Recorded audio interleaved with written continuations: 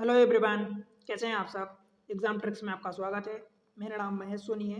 मैं आपको पढ़ा रहा हूँ अभी यूपीएससी का सीडीएस का पेपर 2024 में जो सीडीएस 1 हुआ था, सीडीएस 1, राइट। इसके पहले मैं आपको 2025 का रिसेंट वाला करवा चुका हूँ। इसके 3 लेक्चर हो चुके हैं, 1 2 3। आज का ये चौथा लेक्चर होने वाला है।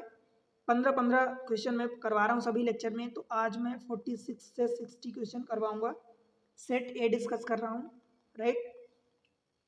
इसके अलावा अगर आप यूपीएससी के सी सेट के लिए तैयारी करना चाहते हैं या कैट की तैयारी करना चाहते हैं, कर रहे हैं, एसएससी की तैयारी कर रहे हैं, या इनमें से और कुछ एग्जाम जैसे बैंकिंग रेलवे के एग्जाम होते हैं, उनके लिए आईईएस में भी कुछ क्वेश्चन ऐसे पूछे जाते हैं, इस टाइप के एक पेपर होता है जिसमें से, तो इन सब एग्जाम्स के लिए आप अगर प्रिपेयर करना चाहते हैं तो इस सीरीज को फॉलो कर सकते हैं। डेफिनेटली आपको बहुत ज़्यादा फायदा होगा। यहाँ के क्वेश्चन, इनके क्वेश्चन, ये आप देख सकते हैं कि अच्छे खासे लेवल के रहते हैं और उसी टाइप के क्वेश्चन यहाँ पूछे जाते हैं। बिकॉज क्वेश्चन कहीं का कहीं भी आता है, कोई क्वेश्चन का फिक्स नहीं रहता कि ये क्वेश्चन वहाँ आया उस एग्जाम में तो उस एग्जाम में नहीं आएगा, इसका फायदा उधर नहीं मिलेगा। डेफिनेटली बहुत मिलेगा। कैट का भी अच्छा खासा लेवल होता है, आपको पता है। तो बस इनको आप फॉलो करें। उसके अलावा आप चैनल को थोड़ा सा सपोर्ट करें। कैसे भाई? वीडियो को लाइक करके चैनल को सब्सक्राइब करें और अपने दोस्तों के साथ शेयर कर दें, ठीक है। बस इतना काम करना है और एक प्यारा सा कमेंट्स मेंशन करें और बताएं जो भी जैसा सुझाव है, राइट। क्वेश्चन देखते हैं डायरेक्ट, टाइम वेस्ट ना करते हुए। देखो, 46 क्वेश्चन दिया, ए प्लस बी, बी प्लस सी, सी प्लस ए का रेशियो दिया दिस मच। मुझे बताना है दिस मच, मीन्स मुझे कहीं ना कहीं चाहिए ए बी सी की वैल्यू चाहिए। तो भाई अगर मैं तीनों पार्ट को ऐड कर दूं तो मुझे क्या मिल जाएगा? 2 times of A plus B plus c मिलेगा। देखो रेशियो दिया है तो जो भी हमारी वैल्यू निकलेगी वो रेशियो में ही निकलेगी, ठीक है। एग्जैक्ट वैल्यू नहीं निकलेगी, एब्सोल्यूट वैल्यू नहीं निकलेगी, ये आपको क्लियर होना चाहिए। 2 times of A plus B plus C निकलेगा और ये कितना निकलेगा? 7 5 12 6 18। तो आप क्या कह सकते हो कि a प्लस बी प्लस सी की वैल्यू 9 आ जाएगी, ठीक है भाई। अब देखो a प्लस बी की वैल्यू कितनी है? 5 है रेशियो में, ये 9 रेशियो में ही निकला है। अगर मैं a प्लस बी की वैल्यू 5 है दिया है तो c की वैल्यू कितनी हो जाएगी? 9 माइनस 5 दैट इज 4 हो जाएगी, ठीक है। b प्लस सी की वैल्यू 7 दिया है तो b प्लस सी जब 7 है तो a बचेगा और a की वैल्यू कितनी हो जाएगी? 9 minus 7 that is 2।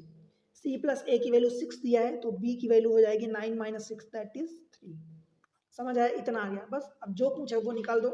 A minus B plus सी, तो ए और सी को पहले जोड़ दो तो ए प्लस सी, 4 2 6 माइनस बी, यानी 6 माइनस 3 बटे ए प्लस बी, मीन्स 3 और 2 5 माइनस 4, ये हो जाएगा 3 और बटे 1। यही आपका आंसर हो जाएगा। बताओ भाई, ऑप्शन 3 रेशियो 1 का, ऑप्शन सी कैलकाटा।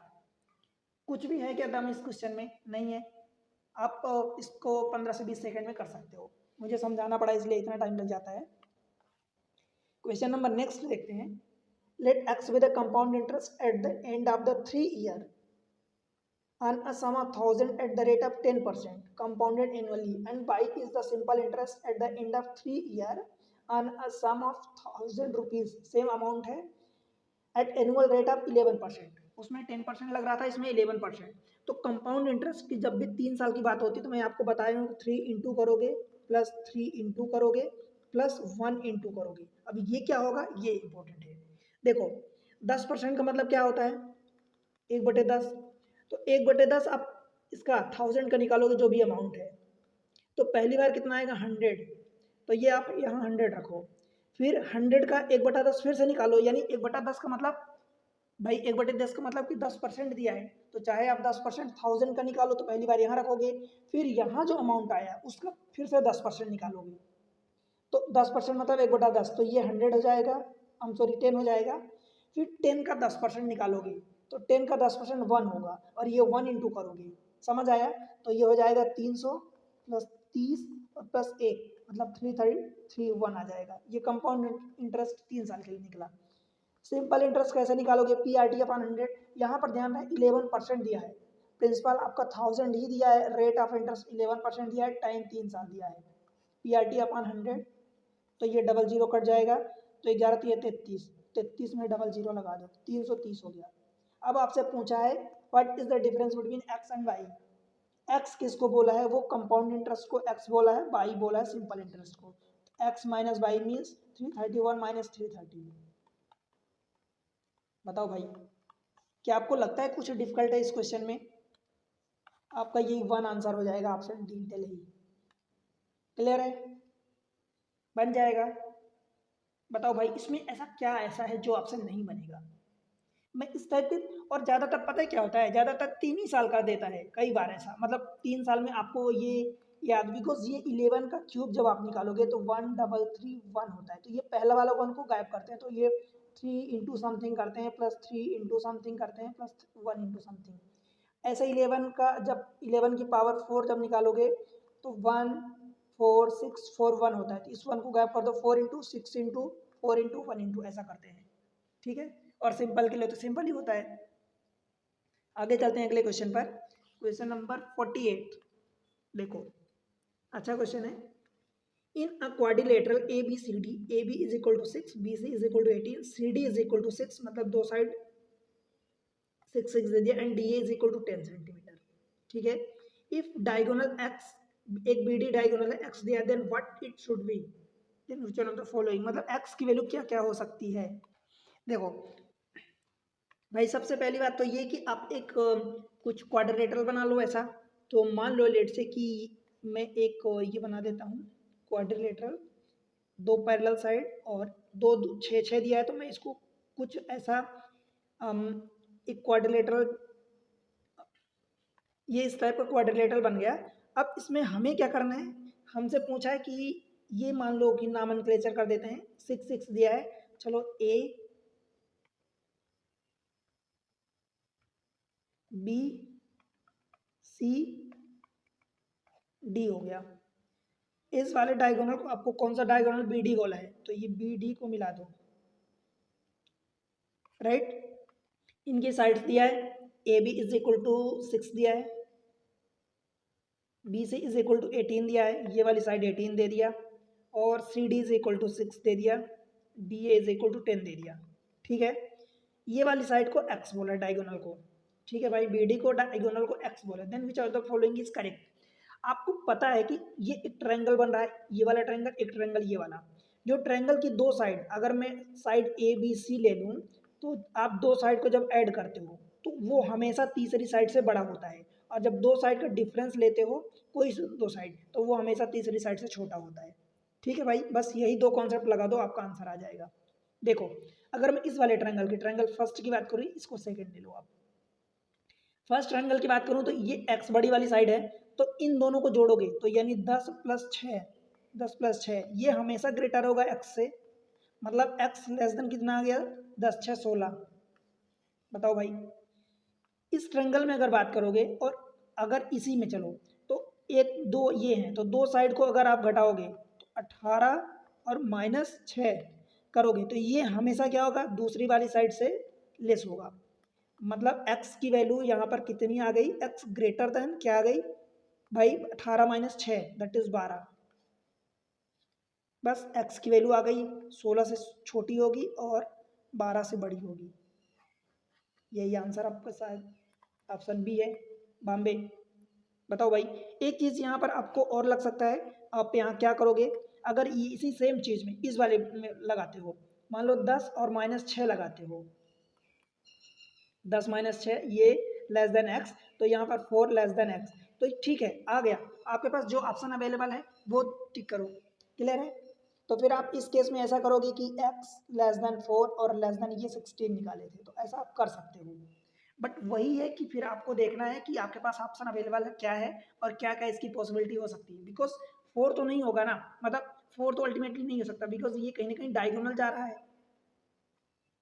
समझ पा रहे हो ना? तो ये अगर इन दोनों का डायगोनल जा रहा है तो कहीं ना कहीं वो इससे बड़ा ही होगा। ठीक है भाई, तो आपको समझना है फिर अकॉर्डिंगली। क्वेश्चन नंबर नेक्स्ट देखते हैं 49th। दिया है, in a quarter of a circle, quarter of a circle मतलब 1/4 of the circle of a radius capital R, a circle of a radius small R is inscribed, what is the ratio of capital R to small R. देखो, जैसे मान लो कि ये एक suppose मैं ऐसा quarter of the circle बना देता हूँ, ये बन गया। अब इसके अंदर एक स्मॉल सर्कल बना है छोटा सा, जिसकी रेडियस स्मॉल आर है। तो भाई मैं यहाँ पर एक सर्कल बनाता हूँ, कुछ आप यहाँ पर हाँ ऐसा समझ लो, ये इस टाइप का। ठीक है, अब मान लो यहाँ पर अब ये लाइन सीधी एक्चुअली नहीं बनी है, तो इसको मैं थोड़ा सा लाइन को क्लियर करता हूँ पहले।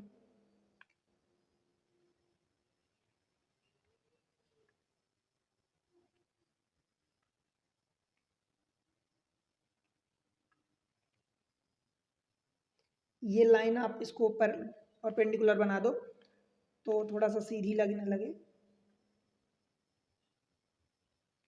ऐसा।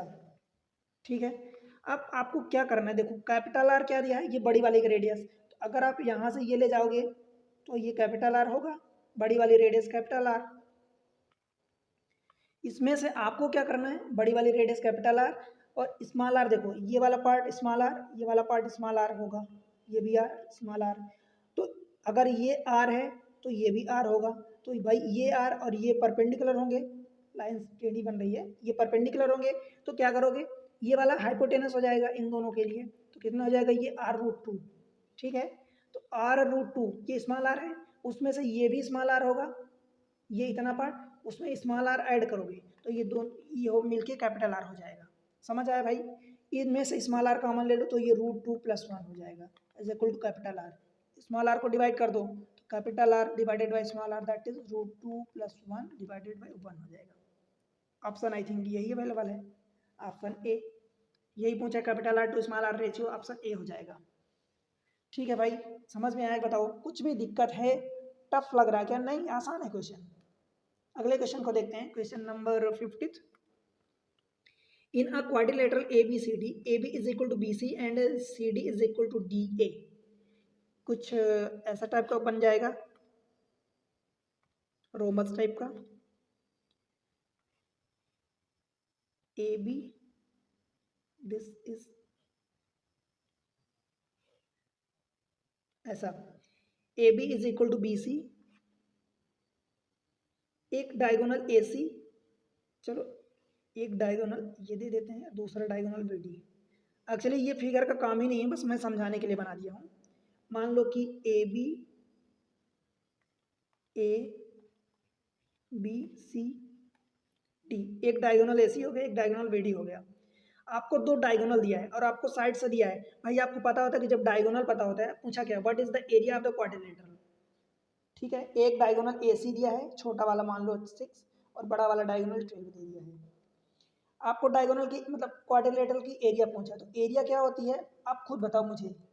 देखो एरिया जब भी आप किसी क्वाड्रिलेटरल की जगह आप एक रेक्टेंगल ले लो, एक स्क्वायर ले लो क्वाड्रिलेटरल की जगह, तो क्या करते हो, रेक्टेंगल में लेंथ इंटू ब्रेड्थ करते हो, स्क्वायर में आप डबल ए करते हो, तो मतलब वहां पर ए इंटू ए करते हो अथवा लेंथ इंटू ब्रेड्थ करते हो, यही करते हो ऐसा, दो लेंथ का मल्टीप्लाई। अगर मैं डायगोनल रखूं तो डायगोनल ए रूट टू होता है, ए रूट टू होता है, तो मतलब ए, तो ए दो ए आ गया, पर root two into root two two extra में आ गया, तो मैं टू को डिवाइड करूंगा। कुल मिला के यही होता है कि D1 into D2 upon to होता है, अगर डायगोनल दिया होता है तो बस यही लगा दो, आंसर आ जाएगा।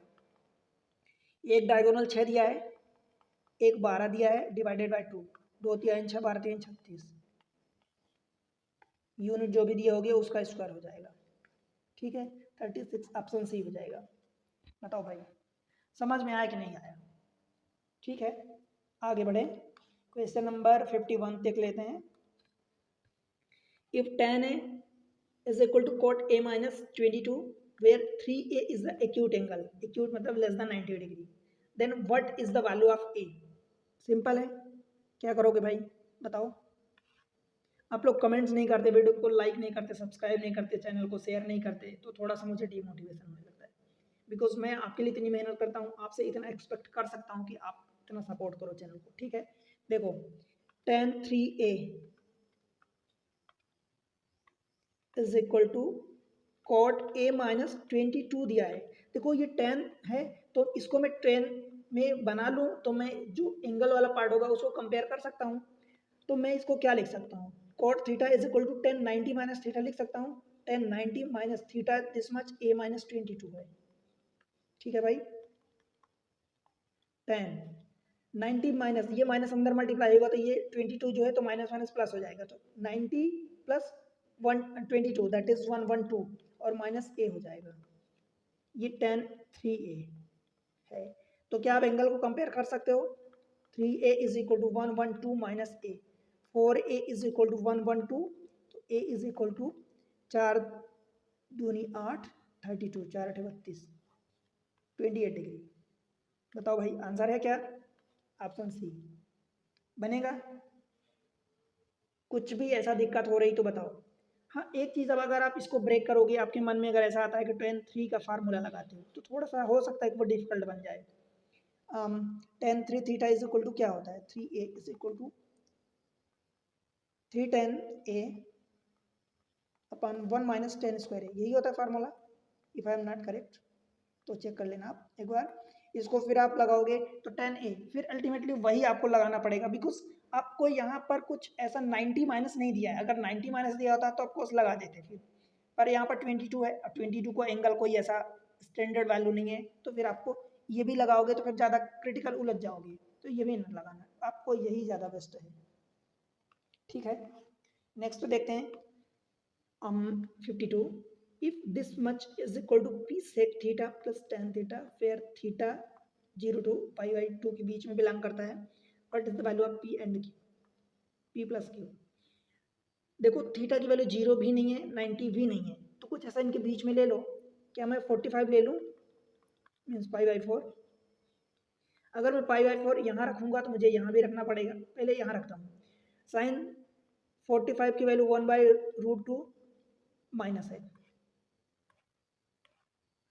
माइनस 1 बाई रूट 2 प्लस का 1 divided by 1 by root 2 plus का 1 बाई रूट 2, और ये फिर से माइनस है, माइनस 1। तो ये वाला पार्ट कट जाएगा, 1 अपान नीचे दिस मच क्या हो जाएगा, रूट 2 अपान 2, तो दैट मीन्स कि रूट 2 और माइनस 1। क्या आप इस चीज़ को आप रेशनलाइज करोगे तो डायरेक्ट ऐसा लिख सकते हो, रूट 2 प्लस 1। क्यों भाई, ये तो नहीं पूछोगे ना ये कैसे मैं लिख दिया? देखो ऐसा ये होता है, तो रूट 2 प्लस 1 साइन चेंज करके सेम वैल्यू को ऊपर नीचे मल्टीप्लाई कर देते हैं। ये ऊपर वाला रूट 2 प्लस 1 ही रहेगा, नीचे वाला जो है देखो यहाँ लिख देता हूँ, चलो रूट 2 प्लस 1 ऊपर वाला ऐसे ही रहेगा, ए माइनस बी ए प्लस बी, यानी ए स्क्वायर माइनस बी स्क्वायर, तो रूट 2 का स्क्वायर 2 और माइनस 1 का स्क्वायर 1, तो दैट इज ये 1 हो जाएगा। तो ऊपर रूट 2 प्लस 1 आ गया, डायरेक्ट आप उल्टा कर दिया करो और साइन चेंज कर दिया करो। कब? जब इन दोनों के स्क्वायर का डिफरेंस 1 हो तभी ये केस लगेगा, और अगर नहीं है स्क्वायर का डिफरेंस तो फिर वो स्क्वायर का डिफरेंस जो आ रहा है उसको डिवाइड करो। तो सेम चीज़ की इसके स्क्वायर का डिफरेंस ले लोगे तो 1 आएगा, तो 1 का डिवाइड मतलब सेम हो गया। ठीक, अब ये किसकी वैल्यू आई है हमारे पास? पहला पार्ट जो लेफ्ट साइड का दिया था, राइट साइड में जो भी दिया इसमें भी 45 रखोगे, तो p sec 45 मतलब अगर cos की वैल्यू 1 बाई रूट 2 होती तो इसकी रूट 2 हो जाएगी, प्लस q इंटू टेन 45 की वैल्यू 1, मतलब p रूट 2 प्लस q बराबर कितना आ गया है, देखो रूट 2 प्लस 1।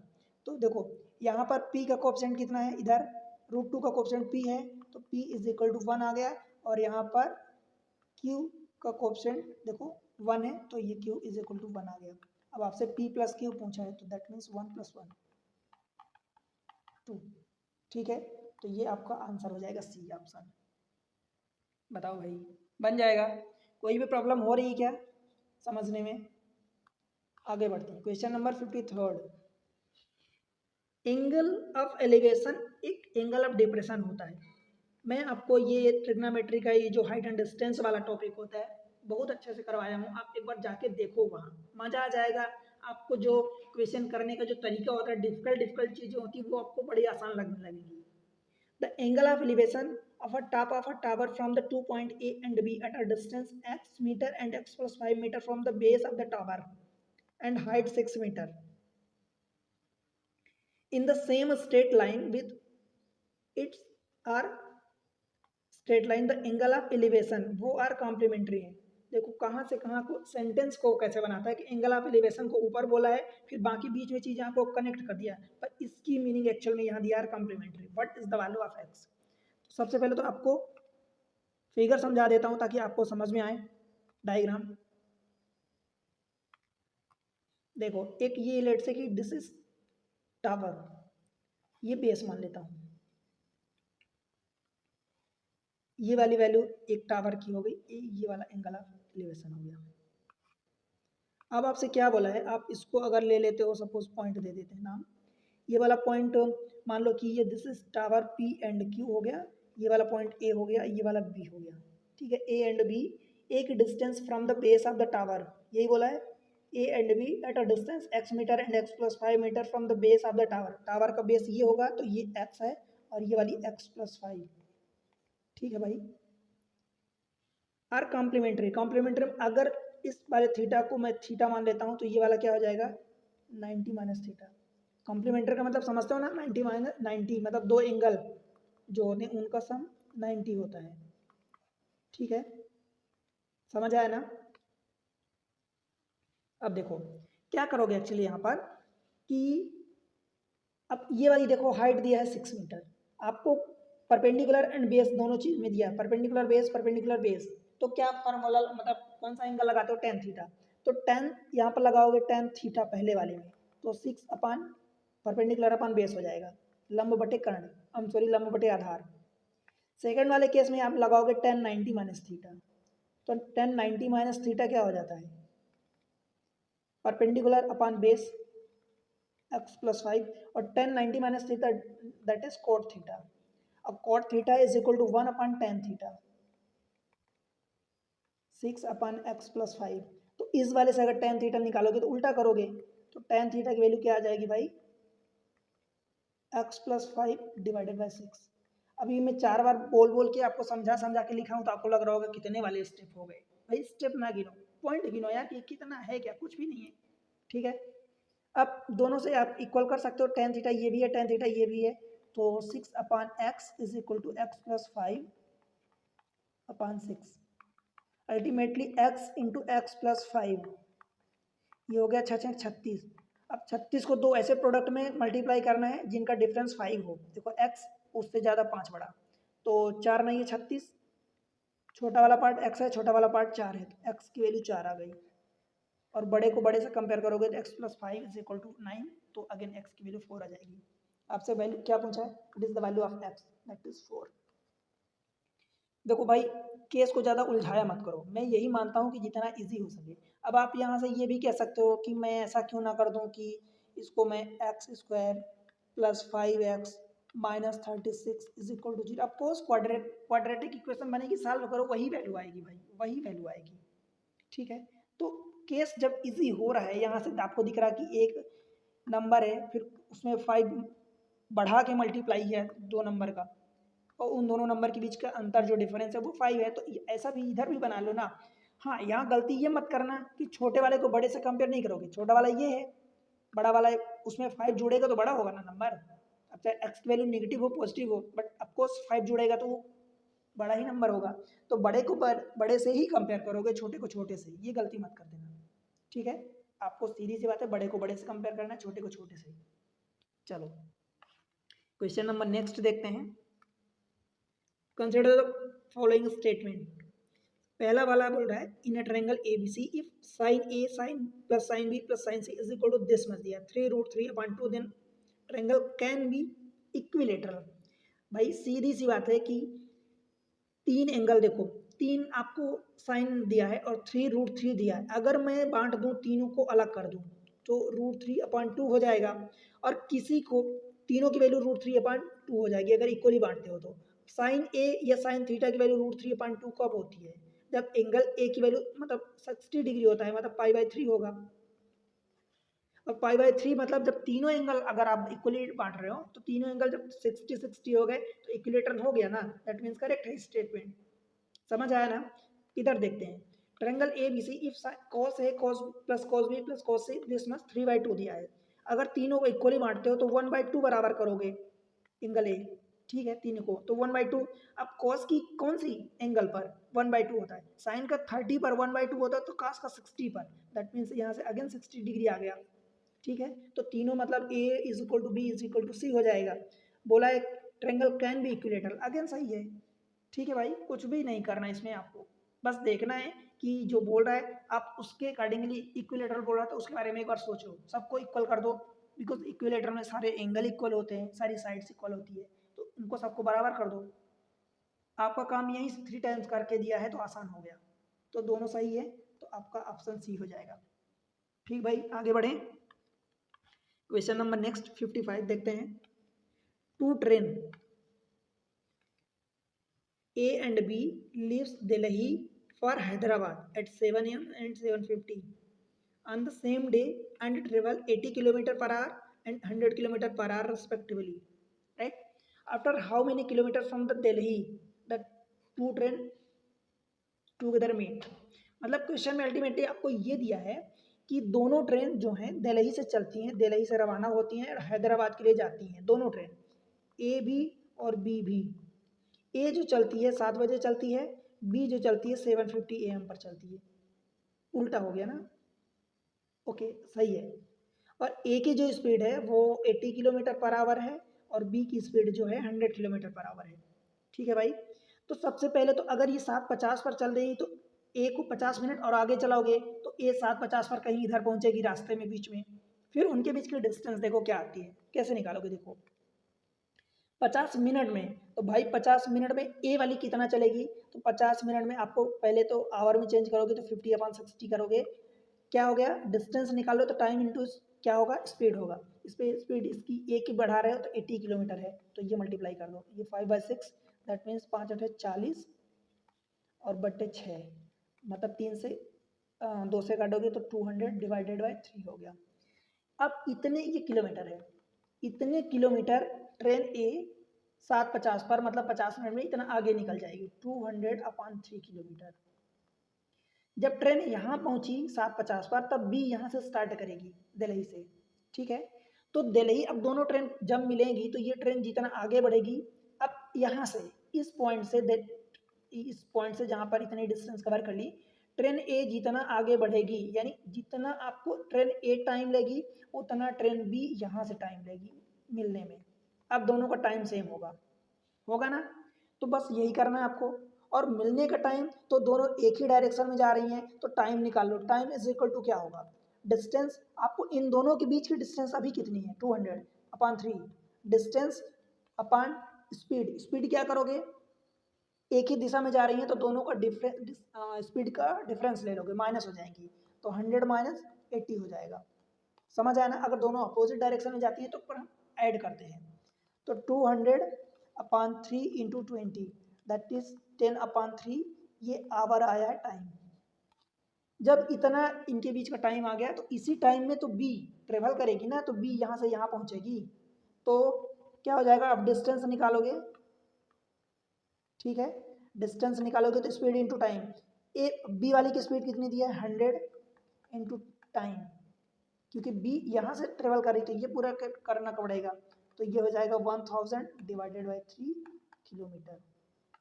बताओ भाई, समझ आया? ऑप्शन दिया है, ऑप्शन डी दिल्ली बन जाएगा। कोई दिक्कत है क्या? 20 था। ठीक है दोस्त, आगे बढ़ते हैं। क्वेश्चन नंबर नेक्स्ट देखो 56। The length, breadth and height of a cuboid are increased by 10%, 20%, 50% respectively. What is the percentage increase in the volume of cuboid? बहुत आसान क्वेश्चन हो गया, कुछ दम ही नहीं है क्वेश्चन में। वॉल्यूम होता क्या है? क्या होता है? LBH होता है। अब लेंथ को बोल रहा है LBH, मतलब अभी 1 LBH है, लेंथ को बोल रहा कि 1.1, तो ये 1. अगर सबको 1 लेते हो, देखो मेरा फंड यही होता है कि मैं 1 ले लेता हूँ, जो इंक्रीज करता है तो 1.1 हो गया, 10% इंक्रीज हुआ, 20% मतलब 1.2, 50% मतलब 1.5, मल्टीप्लाई करो, 1 11 इंटू 12 कितना होता है? 132, तो 1.32 हो गया, 1.5 को मल्टीप्लाई, 15 दूनी 30 कैरी 3, 15 3 45, 3 48 कैरी 4 और 15 कम 15 और 4 19, 1.98। 10% इंक्रीज होता था तो हम 1.1 रखते थे, तो 1.98 आया, दैट मीन्स कि 98% का इंक्रीजमेंट हुआ है। ठीक है भाई, कोई दिक्कत है क्या? 98% ऑप्शन सी हो जाएगा। समझ आया? ऐसे कई जगह क्वेश्चन आते हैं कि लेंथ इतनी बढ़ा दी गई, ब्रेड्थ इतनी बढ़ा दी गई, तो एरिया कितनी इंक्रीज होगी? एरिया में जो एरिया होती है वो कर दो।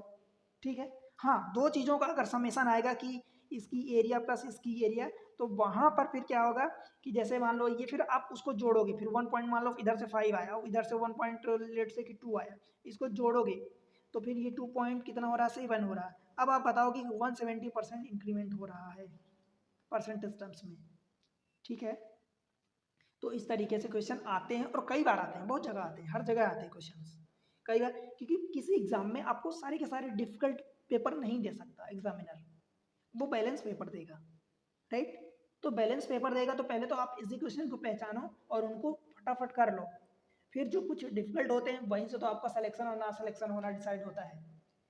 अगर उनमें से कुछ मीडियम टाइप के क्वेश्चन होते हैं उनको तो आपको करना है, इजी वाले तो नो डाउट उसको करना ही है किसी भी हालात में। आप ऐसा नहीं है कि हो सकता है कभी आपको किसी को इजी लग रहा है और आपको वो डिफिकल्ट लग रहा है बट एक्चुअल में आपको लग रहा है इजी है, तो फिर अगर नहीं हो पा रहा है तो फिर ये मत करो कि उसी के पीछे की इजी को मुझे करना ही तो उसी के पीछे सारा टाइम बर्बाद कर दो। नहीं दोस्त, ऐसा नहीं करना है, right.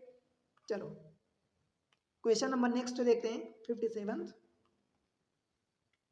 9400 is distributed among PQR in such a way that if 93, 24, 55 are deducted from their respective share, अगर उनके रेस्पेक्टिव शेयर में से इतना डिडक्ट कर लिया जाता है then they have money in the ratio 345, what is share of P.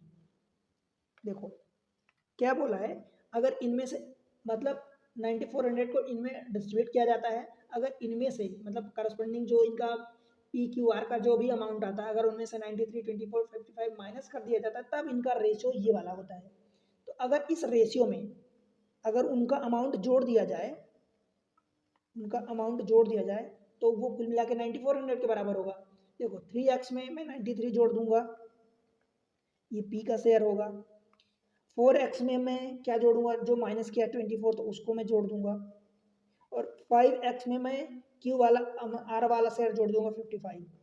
तो अगर ये तीनों ये PQR की वैल्यू आई है, ठीक है भाई, तो इन तीनों को जब आप जोड़ोगे तो यही तीन तो 9400 के बराबर हो रहे हैं।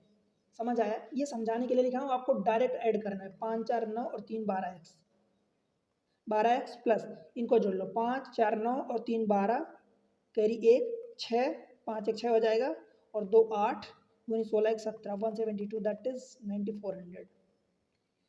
12x इज इक्वल टू ये 92 और ये 100 में से 22 जाएगा, 28 बचेगा। x इज इक्वल टू 12 चौका 60, 12 6 72, 12 7 84, कितना बचेगा 8 बचेगा, तो 12 6 72, 10 बचेगा, 12 9 108। x पे लो आगे 769। अब देखो आपसे पूछा है कि what is the share of p। Actually p का शेयर 3x प्लस 93 है, क्यों भाई है ना। तो 3 इंटू दिस मच करोगे 769 प्लस 93, 3 नंबर 27, कैरी 2 तीन 18, 2 20, कैरी 2 3 7 21, 2 23 प्लस 93, ये हो जाएगा 2400।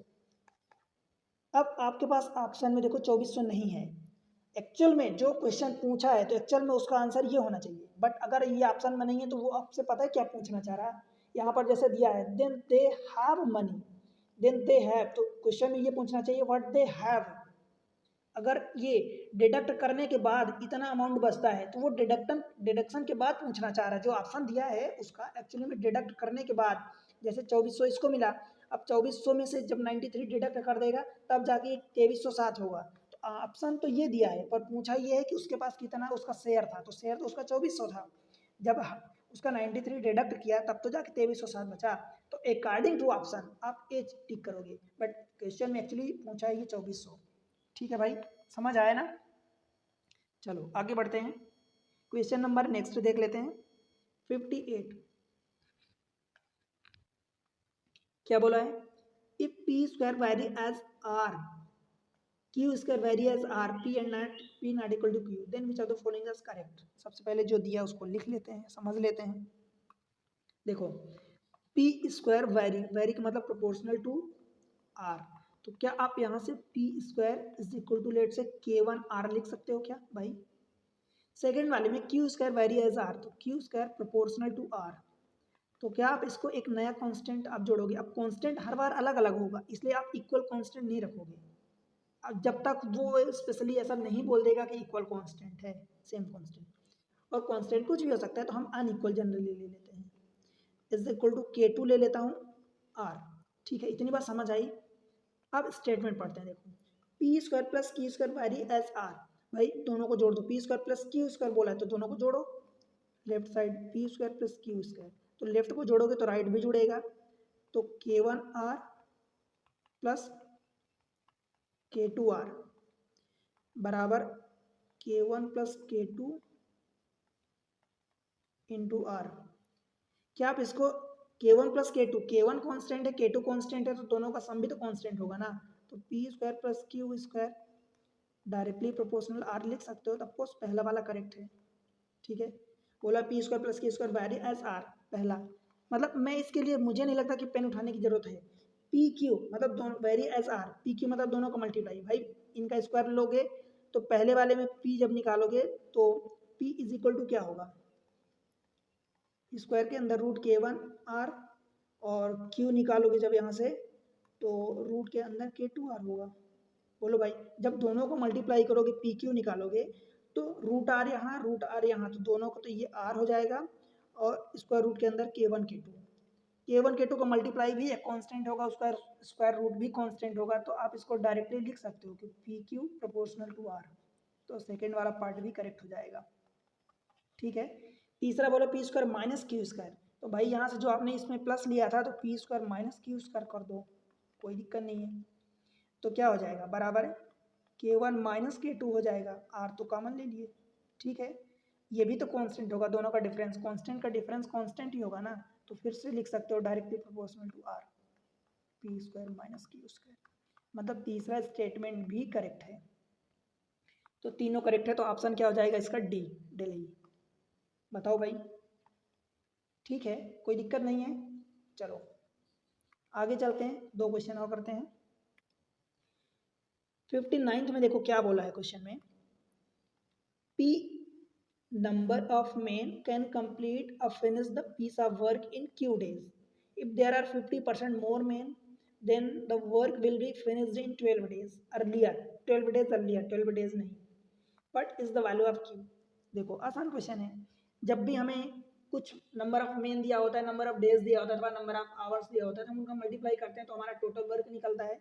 तो P अगर नंबर ऑफ मेन है और कितने दिन में काम को फिनिश करते हैं, Q दिन में, तो ये टोटल काम होगा P इंटू क्यू।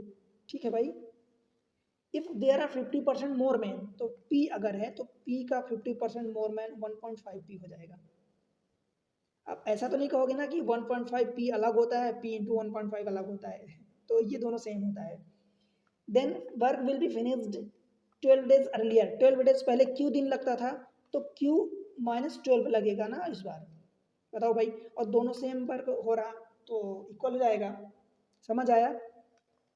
देखो P की वैल्यू कट जाएगी P, तो इधर से Q इज इक्वल टू इसको मल्टीप्लाई कर दो तो 1.5 Q और माइनस 1.5 इंटू 12 ये 18 हो जाएगा, मतलब 12 का 1.5 गुना 18।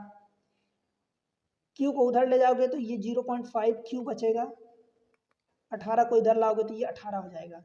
तो अगर आधा Q की बराबर वैल्यू 18 आई है तो पूरा Q की वैल्यू Q/2 होगा ना, तो 18 दूनी 36 हो जाएगा Q की वैल्यू, यही आपसे पूछा है। P तो कैंसिल आउट हो गया 36, P कैंसिल आउट हो गया, P की वैल्यू पूछा ही नहीं इसीलिए आपसे।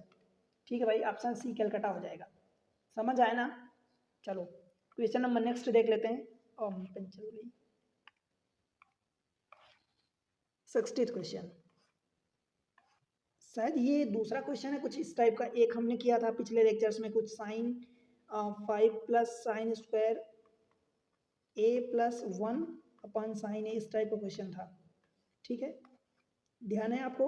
ये question what is the minimum value, और उसमें भी मिनिमम ही पूछा था, मिनिमम ही पूछेगा, मैक्सिमम नहीं पूछेगा, बिकॉज मैक्सिमम की तो कोई लिमिट ही नहीं है।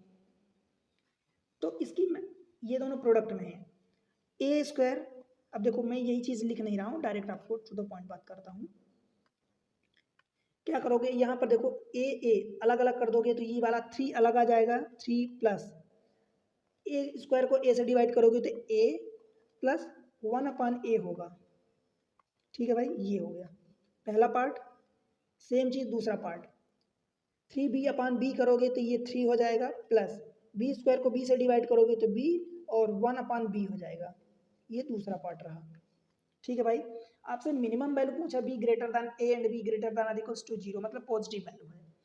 अब कुछ भी वैल्यू रखोगे तो इसकी मिनिमम, हमें मिनिमम निकालना है तो मिनिमम देखना पड़ेगा, तो इसकी मिनिमम वैल्यू 2 होगी, बिकॉज इसकी हमेशा value greater than or equals to 2 होती है, ये भी greater than or equals to 2।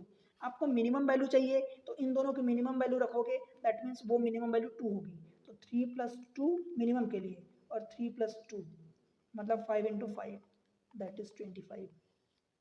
अब अकॉर्डिंग टू ऑप्शन ये मत कह देना कि भाई पूछा मिनिमम है तो ऑप्शन में मैक्सिमम ये कैसे होगा, इसकी मिनिमम वैल्यू पूछा है, ऑप्शन में तो कुछ भी दे सकता है ना, तो इसकी मिनिमम वैल्यू, ऐसा कई बार होता है, ध्यान रहे ऐसा कई बार होता है कि आपसे मिनिमम पूछेगा और जो ऑप्शन रहेंगे ऑप्शन में जो मैक्सिमम होगा वो आंसर होता है, ऐसा कई बार होता है।